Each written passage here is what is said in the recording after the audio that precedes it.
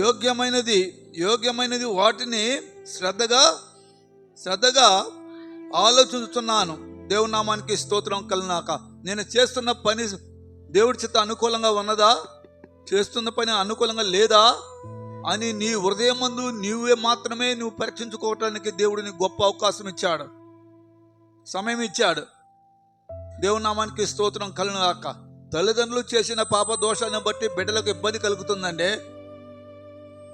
ఇలా ఎవడో పిల్లగాడు అంట, అవునా, చచ్చిపోయే పరిస్థితి ఏర్పడిందంట. కారణం ఏంటి? హఠాత్తుగా మరణిస్తున్నారండి. తల్లిదండ్రులకి ఒక పశువులాగా ప్రవర్తిస్తున్నారు. పశువులకి దానికి వరసవాయి ఉంటుందండి, ఉంటుందా? వరసవాయి ఉండదు పశువుకి. పశువుల్లాగా ప్రవర్తించే వారిని దేవుడు ఏం చేస్తే ఉంచుతాడండి. చూస్తాడు. చాలా దేవుడు మనుషుల్లాగా తొందరపడ్డ జాగ్రత్త. దేవుని ఆత్మను వ్యతిరేకిస్తున్నావు, నీ ప్రవర్తన దిద్దుకోలేకపోతున్నావు, నువ్వు సరి అయిన దారిలో నడవలేకపోతున్నావు అంటే నువ్వు పశువు కంటే హీనంగా ప్రవర్తిస్తే యేసయ్య ఊరుకునేవాడికి కాదు. దేవుని నామానికి స్తోత్రం కలుగుగాక. మనుషులు చెప్పినా నీకు అర్థం కాకపోతే దేవుడు స్పష్టంగా చెబుతున్నాడు. ఈనాడు మనుషులు కూడా పశువుల కంటే హీనంగా ప్రవర్తిస్తున్నారు. అవునా? వాస్తవా కాదా? బైబిల్ చెబుతున్న మాట ఇది, నా మాట కాదండి. ఎప్పుడు కూడా పశువులాగా ప్రవర్తించమాక. పరిశుద్ధాత్మ దేవుడు నీతో మాట్లాడుతున్నాడు. నువ్వు మూర్ఖుడిగా ఉండగాకు. ప్రభు యందు నువ్వు ఆలోచన చేసి యోగ్యమైన ప్రవర్తన కలిగి శ్రద్ధగా నువ్వు ఆలోచన కలిగి ఉన్నామన్నాడు దేవుడు. నువ్వు ఇటు అటు నీ జీవితాన్ని నీవు సరిచేసుకోలేక, చూడండి, ఇంకో మాట కూడా చెబుతున్నాను, శ్రద్ధగా వినండి. దేవుని నామానికి స్తోత్రములు కలుగును గాక. 1 పేతురు 2వ అధ్యాయము 15వ వచనం చదవండి ఒకసారి.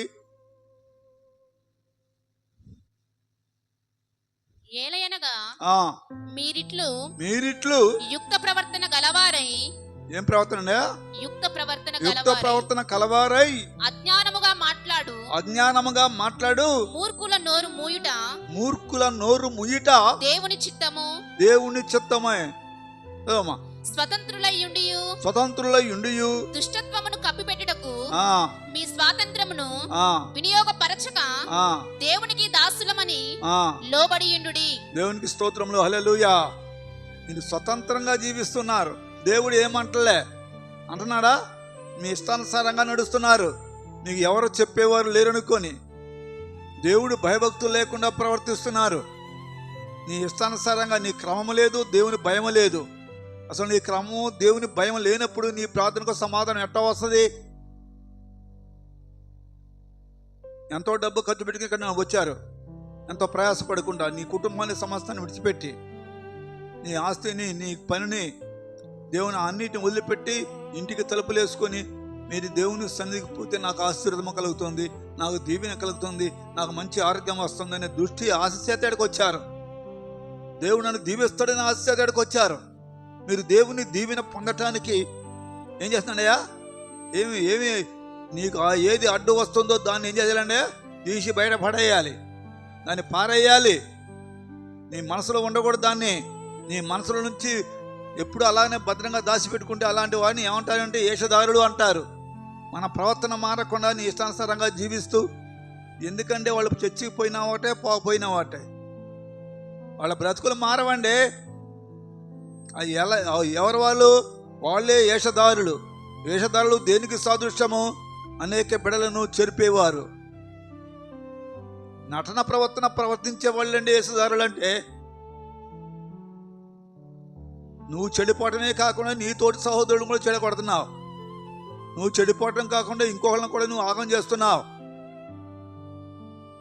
కారణం అంటే నువ్వు చర్చికి వస్తూ దేవుని భయభక్తులు లేకుండా జీవిస్తూ మేలైన దానిని నువ్వు నడవకుండా దాన్ని దూషణ పాలు చేస్తూ నీ ప్రవర్తన సరిగా లేకపోతే దేవుడు చూస్తున్నాడు, మనుషులు ఎవరు చూడకపోయినా.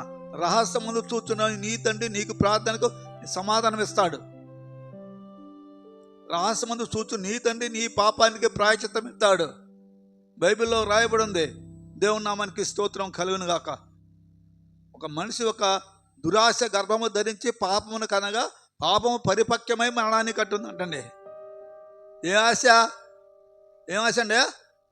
దురాశ. యాకోబులో ఉన్న మాట, యాకోబు 1వ అధ్యాయంలో ఉన్న మాట. దురాశ ఏం చేస్తుందండి? గర్భము ధరించి పాపమును కనగా పాపము పరిపక్వమై మరణమును కనును. దేవునికి స్తోత్రం చెల్లించి గట్టిగా అవుతారు. ఏం చేస్తుందండి? దురాశ. అది కావాలా, ఇది కావాలా, ఆడిపోతే ఇది వస్తుంది, ఈడకపోతే ఇది వస్తుంది, ఆడైతే అది బాగుంది, ఇది బాగుంది, ఏదో ఆశపడతావు. దేనికో ఆశపడతావు. నీ హృదయం ఆశపడుతుంది. నువ్వు ఆశపడుతున్నది దురాశ గర్భము ధరించి పాపమును కనగా పాపము పరిపక్వమై మరణానికి అంటుంది. నీ ప్రవర్తన ఎలా ఉంది? మరణాన్ని దారి తీసుకొస్తుంది. నీ నడువడికి మరణాన్ని దారి తీస్తుంది. పరిశుద్ధాత్మ దేవుని మాట వినకుండా నువ్వు చెడిపోతున్నావు. దేవుని నామానికి స్తోత్రం కలుగాక. నువ్వు దైవ చిత్తానికి విజుడిగా ఉండకుండా నువ్వు క్రైస్తవుడు అయ్యిండి నువ్వు బాధను కొనకొచ్చుకుంటున్నావు.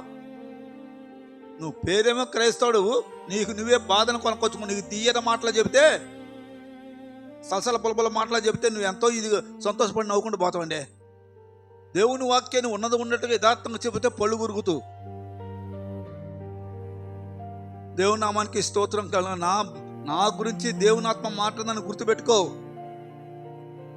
చూడండి, బైబిల్ ఇంకొక మాట కూడా చెబుతుంది, హెచ్చరిస్తుంది.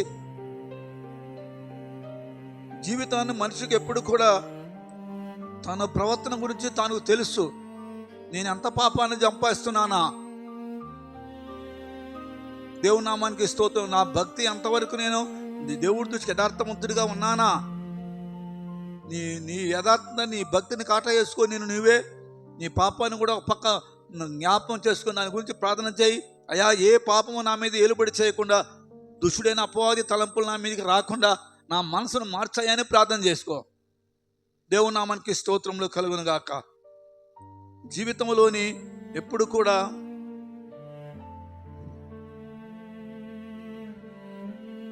దేవునికి స్తోత్రం కలుగు. పరిశుద్ధాత్మ దేవుని మాట మనం ఎప్పుడైతే ఆలకిస్తుంటామో, ఆయన మాటను ఎప్పుడైతే మనం వింటామో, దైవ చిత్తాన్ని ఎప్పుడైతే మనం జీవిస్తుంటామో, యోగ్యమైన దాని కొరకు మనం ఎదురు చూస్తూ ప్రార్థన పూర్వకంగా మనం ఉంటామో, పరిశుద్ధాత్మ దేవుడు తప్పనిసరిగా నిన్ను, నీ బిడ్డలో, నీ కుటుంబాన్ని దేవుడు వర్ధల చేస్తాడు, దీవిస్తాడు.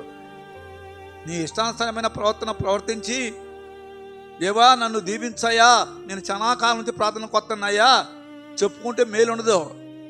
నీ ప్రవర్తన దిద్దుకో. ముందు నీ చూపు మార్చుకో, నీ క్రియలు మార్చుకో, నీ తలంపులు మార్చుకో, నీ ఆలోచన మార్చుకో. దేవుని నామానికి స్తోత్రం కలుగును. ఏది మార్చుకోవాలి? మొట్టమొదటి చూపు మార్చుకోవాలి. భక్తుడైన దావీదు తన చూపుని మార్చుకున్నాడా? తన విశ్రాంతి కొరకు డాబాయికి విశ్రాంతికి తిరుగుతుండ అటు ఇటు. ఒక పేదరాలు, ఆమె పరిస్థితి ఎలా ఉంది? ఏదో ఆ బాత్రూంలో స్నానం చేస్తుంటే ఆమె దిగంబరాన్ని చూసిండు. ఎవరండి? దావీదు భక్తుడు. చూసి ఏం పని చేసిండు? ఆమెను ఆగమం చేసిండు, ఆమె భర్తను చంపించిండు. అటు చూడటం ద్వారాగానే ఇవన్నీ జరిగినాయి. నీ చూపు సరిగా చేసుకోమంటున్నాను నేను. బైబిల్ బోధిస్తుంది, నీ చూపు నీ ప్రవర్తన నేనేం పని చేస్తున్నా దేవుడికి దూరం చేస్తుంది. జాగ్రత్త. పాపానికి లాగుతుంది. అటు చూడకపోతే నువ్వు పాపంలో పడిపోయేవాడివి కాదుగా. అవునా కదా? నీ చూపు ఎంత పని చేస్తుంది? నువ్వు చూడటం వల్ల ఏమైపోతున్నావు అంటే పాపంలో పడిపోతున్నావు. అందుకొరకే భక్తుడైన యాకోబు అంటున్నాడు, దురాశ గర్భము ధరించి పాపమును కనగా పాపము పరిపక్వమై మరణానికి అంటుంది అన్నాడు. నీ జీవితంలో నువ్వు ఎప్పుడైతే ఆశపడుతున్నావు, దేనికోసం ఆశపడుతున్నావు? ప్రతి దాని కోసం ఆశపడుతున్నావు. ధనాని కోసం ఆశపడుతున్నావు, పాపానికి ఆశపడుతున్నావు, బ్రతుకుని సరిదిద్దుకోలేకపోతున్నావు. నీ కొరకు యేసు ఎన్నో విధాలుగా చెబుతున్నాడండి. దేవుని నామానికి స్తోత్రంలో కలుగును గాక. దైవ చిత్తానికి నువ్వు ఎప్పుడైతే జీవిస్తుంటావో, పరిశుద్ధాత్మ దేవుని మాట నువ్వు ఎప్పుడైతే వింటావో, దేవుడు ఒక చక్కని మాట వాగ్దానం చేస్తున్నాడు మనకు. చూడండి బైబిల్లో ఏం బోధిస్తున్నాడో. దేవుని నామానికి స్తోత్రం కలుగును గాక. 1 పేతురు 2వ అధ్యాయము 15వ వచనం మనం ఒకసారి చదవండి ఆ మాట.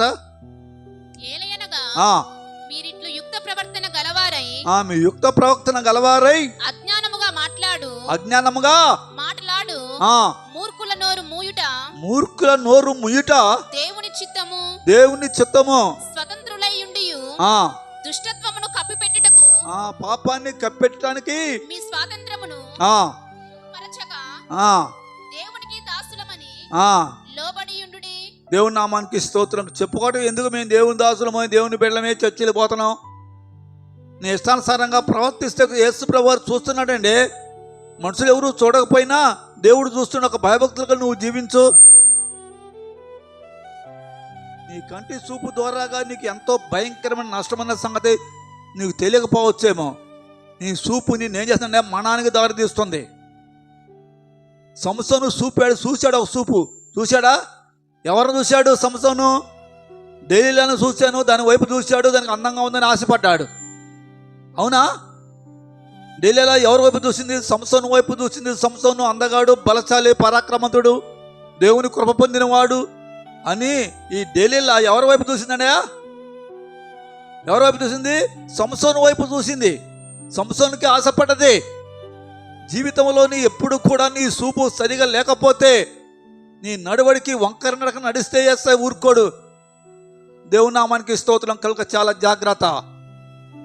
నీ ప్రవర్తన బాగోలేదన్న విషయం, చాలా విషయాలు దేవుడు కళ ద్వారా ఎన్నెన్నో విషయాలు చూపిస్తున్నాడు. నేను వాక్యం చేత చెబుతున్నాను, నువ్వు బతుకో. నీ బతుకుని మార్చుకోకపోతే నేనేం చెప్పాను? అంతకని నేనేం చెప్పలేనండి. సరి చేసుకో. నీవు అమ్మా నువ్వు ఈ దుర్మార్గాన్ని పని చేస్తున్నావు నేను చెప్పానా? దేవుని వాక్యం నిన్ను హెచ్చరిస్తుంది. నువ్వు స్వతంత్రుడిగా జీవించాలి అంటే, నీ పాపం పోవాలి అంటే నువ్వు సంపూర్ణ ఆరోగ్యం ఇస్తానని దేవుడు మాట్లాడుతున్నాడు నీతోని. నటన జీవితం బతకమాక. డైలీలా నటన చేసింది, మోసం చేసింది సంసోనుని. పరాక్రమంతుడు, బలశాలి, దేవుడు ఏర్పాటు చేసిన కుమారుని ఆగం చేసింది. జీవితంలో నీ నటనమైన ప్రవర్తన ఉండకూడదండి. అందుకొరకు బైబిల్లో ఒక మాట కూడా చెబుతున్నాడు భక్తుడు. చూడండి, ఒక మాట చెబుతున్నాడు, ఏనండి. 1 పేతురు 4వ అధ్యాయము 15వ వచనము 16వ వచనం చదవండి ఒకసారి. మీలో ఎవడనో, శ్రద్ధగా వినాలా అమ్మ, గట్టి చదువు. నువ్వు మైకి ఇవ్వంట ఉందా? మైకు అమ్మ దగ్గర పెట్టుకొని చదువు. మీలో ఎవడనో నరహంతకుడుగా గాని, దొంగ గాని, దుర్మార్గుడుగా కానీ, పరుల జోలికి పోవువాడుగా గాని బాధ అనుభవింపదగదు. దేవుని నామానికి స్తోత్రం కలుగును గాక. అమ్మ, మీరెవరు నా మీద కోపడద్దండి. నా గురించి వచ్చి అనుకోమాకండి. మీ దృష్టికి నన్ను గురించి మీరేమీ కూడా అపకారమైన ఆలోచన చేసుకోమాకండి నా మీద. దేవుని నామానికి నీ ప్రవర్తన బాగోలేక దేవుడి మీద నేరం మోపుతూ ఎందుకు? నీవు దిద్దుకోలేవాయా? నీవు సక్రంగా నడవలేవాయా? నీ చూపు మారదాయా? నీ బతుకు మారదాయా? నువ్వు అన్ని మారాల్సిన పరిస్థితి నీ దగ్గరే ఉంది. దేవుడు నిన్ను ఎప్పుడు కూడా ఎలా ఉంచుతున్నట్టున్నాడు? ఆయన నీకు సరి అయిన మేలు చేస్తున్నట్టున్నాడు. నీకు మంచి ఆరోగ్యం ఇస్తున్నట్టున్నాడు దేవుడు. నీకు మంచి, నువ్వు నా మాట వినమని అన్నాడు దేవుడు నీకు. అందుకొరకే దైవ చిత్తానికి నువ్వు ఎప్పుడైతే అనుకూలంగా జీవిస్తావో బిడా, నీకు ఏ భారం రాకుండా నీ భారం అంతా నా మీద మోపమన్నాడు దేవుడు. నీకు ఇంతకంటే ఎవరండి? నీ భారాన్ని మోసి యేసు మనతో ఉన్నాడు. నువ్వు దిద్దుబాటు కలిగి జీవించు. నీ బతుకుని మార్చుకో, నీ ప్రవర్తన మార్చుకో, దేవుని చిత్తాన్ని అనుకూలంగా జీవించు. అందుకొరకు ఇక్కడ ఏమన్నాడు అంటే, మీరు కుయుక్తి పరులుగా ఉండొద్దు. ఎలా ఉండాలి? ఎలా ఉండాలనే? మీరు పొరుల జోలికి పోవారిగా ఉండవాకని అంటున్నాడు భక్తుడు.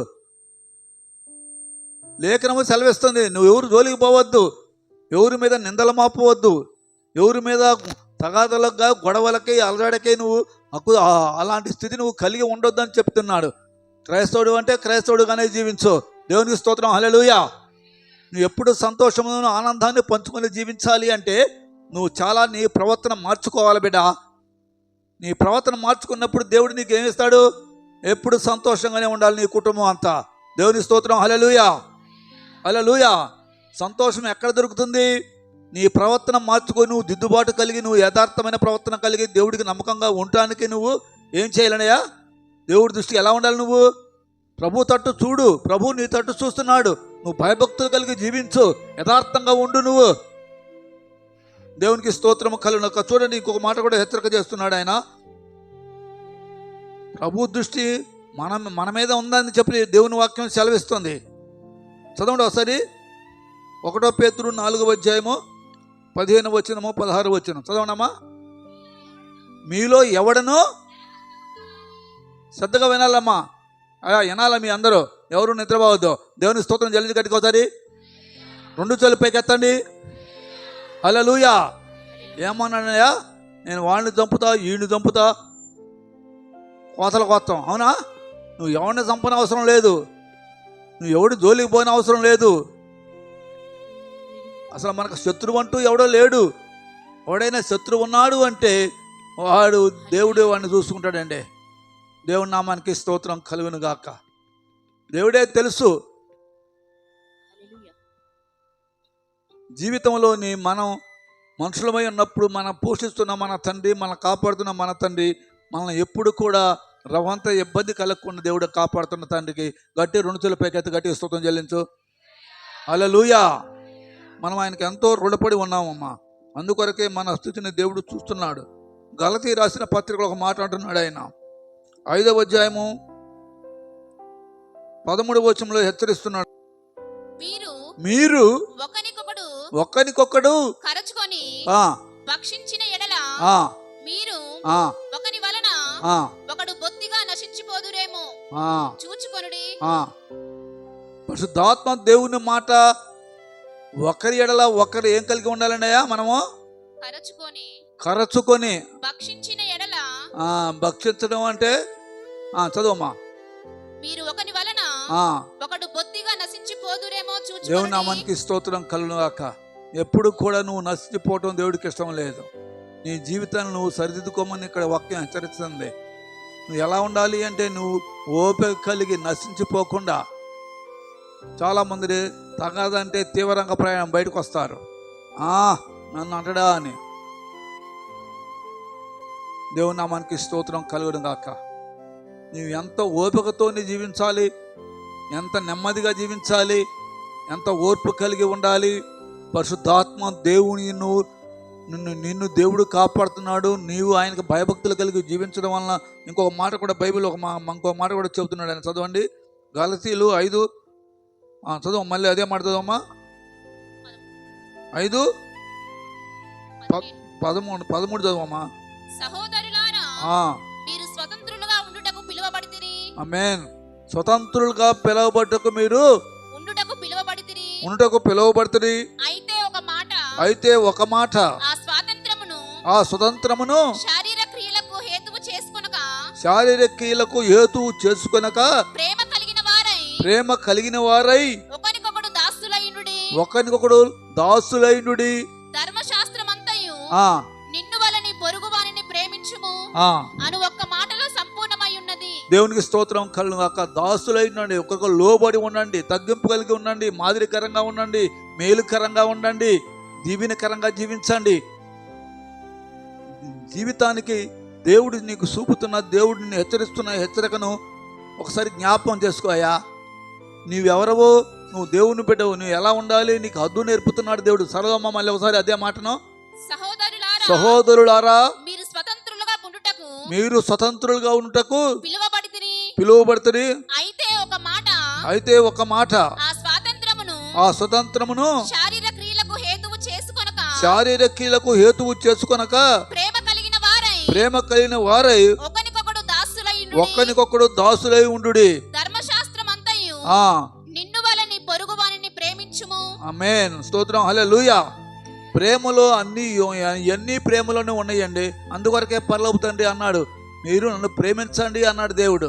ప్రేమ అనేది ఒకరి మీద ఒకరికి ఎవరికైతే ప్రేమ కలిగి ఉంటాడో ఆ వ్యక్తిలో ఈ గుణాలన్నీ కూడా ఉండవండి. ప్రేమ కలిగి ఉంటాడు, ఐక్యత కలిగి ఉంటాడు, సమాధానం కలిగి ఉంటాడు, ఒకరికొకరు దాసులై ఉంటారు.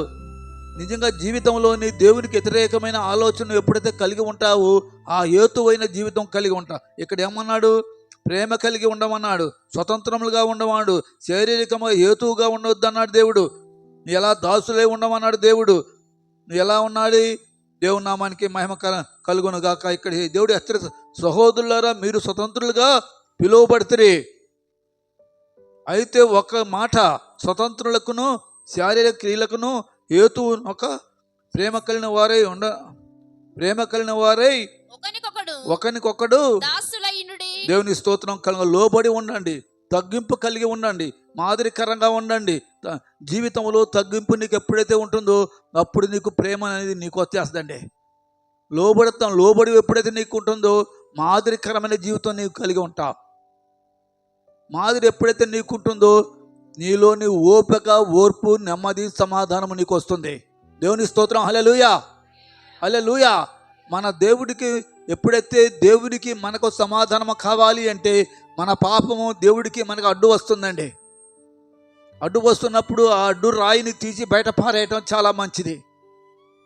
అడ్డుపడిన తీసే నీ హృదయములో ఉండే అసూయ, కక్ష, క్రోధము, మత్సరము, డంబము, అహంభావము, అహంకారము ఈ హృదయంలో ఉండి అన్ని తీసి బయట పడేసి దేవుని నామానికి స్తోత్రం కలిగిన నీవు ఎలా ఉండాలి? ఎలా ఉండాలన్నయ్యా? ప్రార్థనాపూర్వకంగా నువ్వు ప్రార్థన చేయి. నీ శత్రువు కోసం కూడా ప్రార్థన చేయమన్నాడు దేవుడు. శత్రువును ప్రేమించమన్నాడు దేవుడు. శత్రువుకు అన్నం పెట్టమన్నాడు దేవుడు. శత్రువుని అధికంగా నువ్వు ఎప్పుడైతే ప్రేమిస్తావో దేవుడు నిన్ను దీవించడానికి సిద్ధంగా ఉన్నాడు. దేవుని స్తోత్రం. హల్లెలూయా. అలాంటిది మనం స్వతంత్రులం అంటే అంతేనండి. శత్రువుని ప్రేమించడమే మన స్వతంత్రము. ఎవరైనా సరే బాధపడేవారిని ఆదరించడమే మనకు స్వతంత్రము. బాధపడేవారి, కష్టాలు పడేవారిని, ఇబ్బందులు పడేవారిని, ఎవరైనా సరే ఎవరు లేని వారికి మనం ఏం చేయాలంటే మేలు చేయటం నేర్చుకోండి. ఇప్పుడు అక్కడ ఎవడో బాబు పడిపోయాడని చెబుతుంటే మనం ఏం పని చేయాలనయా?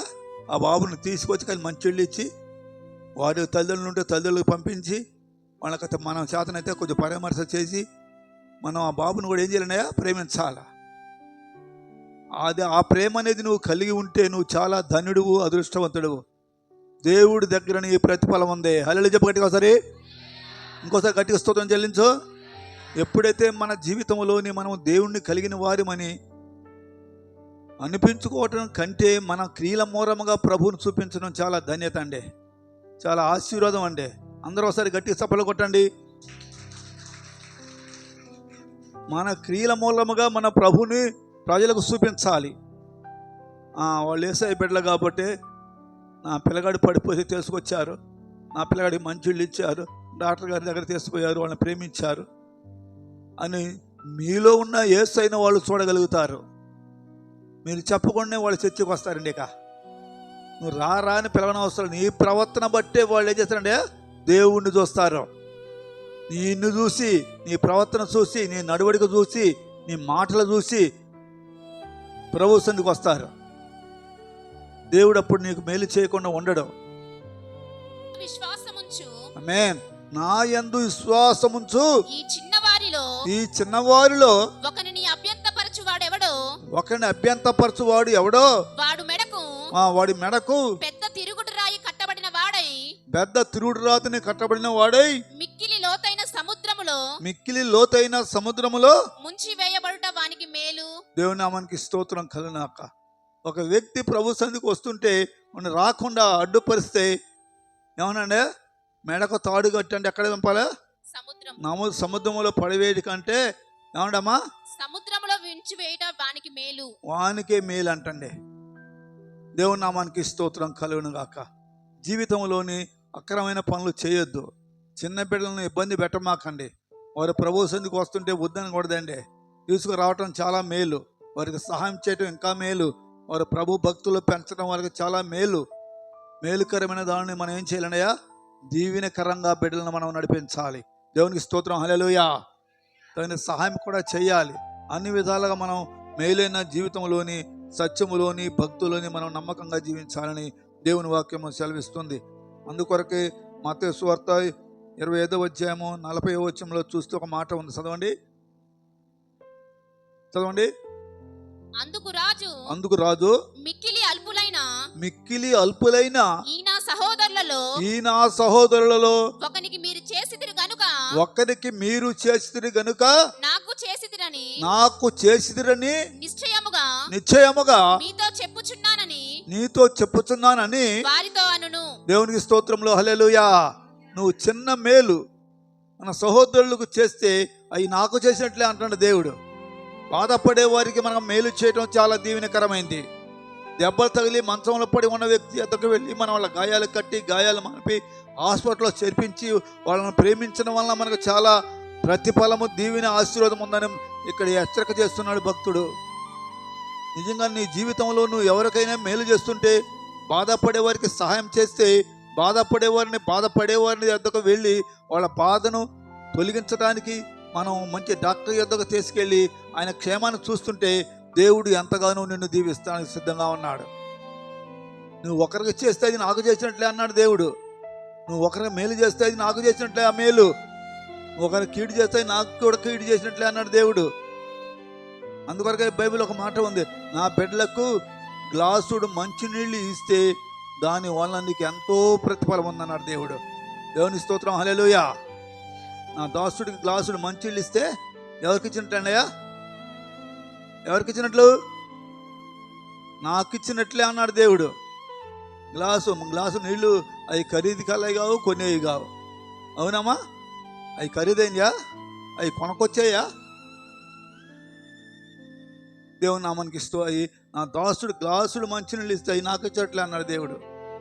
ఎంత గొప్ప ఆశ్చర్యకరమైన మాట. ఆయన నేను కోరుకోలేదే, ఖరీదైన కోరుకోలేదే, దేనికి ఆశపడలేదే, నీ ఇంట్లో ఉన్నాయే. ఆ నీళ్లు గ్లాసుడు నీళ్ళు ఇస్తే దానివల్ల నీకు ఎంతో మేలు ఉందని చెప్పి దేవుడు నిన్ను హెచ్చరిస్తున్నాడు. జీవితంలోని మనం ఎప్పుడూ ఒకరికి మేలు చేసేవారిగా జీవించుదాం, ఎప్పుడు ఒకరికి సహాయం చేసేవారిగా జీవించుదాం, ఎప్పుడు ఒకరికి ప్రార్థన చేసేవారిగా మనం ఉందాం. ఎప్పుడు ఒకరిని బాధలో ఉన్నవారిని, కష్టాల్లో ఉన్నవారిని, ఇరుకులు ఇబ్బందుల్లో ఉన్నవారిని మనం ఏం చేద్దాం ఉన్నాయా? పైకి లేవదేద్దాం. వాళ్ళు నడిపించడానికి మనం యోగ్యులుగా వారి కోసం త్యాగం చేద్దాం. త్యాగం చేయటం అంటే ఏంటి? నీ శక్తి కొలది నువ్వు సాయం చేయి. ఇప్పుడు వారిని ఎప్పుడు కూడా నువ్వు ఆదరించు, ప్రేమించు, నడిపించు. పరిశుద్ధాత్మ దేవుడు నువ్వు చేస్తున్న దానికి తగిన ప్రతిఫలం దేవుడు దయచేయను గాక. పరిశుద్ధాత్మ దేవుని ఆత్మ ఎల్లప్పుడూ మనుషుకు తోడుగా ఉంటుందని దేవుని వాక్యం హెచ్చరిక చేస్తుంది. మన జీవితకాలం అంతా మనకు ఎప్పుడు కూడా ఒకరికి మేలు చేస్తూ, ఒకరికి సహాయం చేస్తూ మనం దీవెన పొందుకునే వారిగా ఉందాము. దేవుని సమాధానము ఎల్లప్పుడూ మనకు తోడి ఉండను గాక. ఆమేన్. హల్లెలూయా.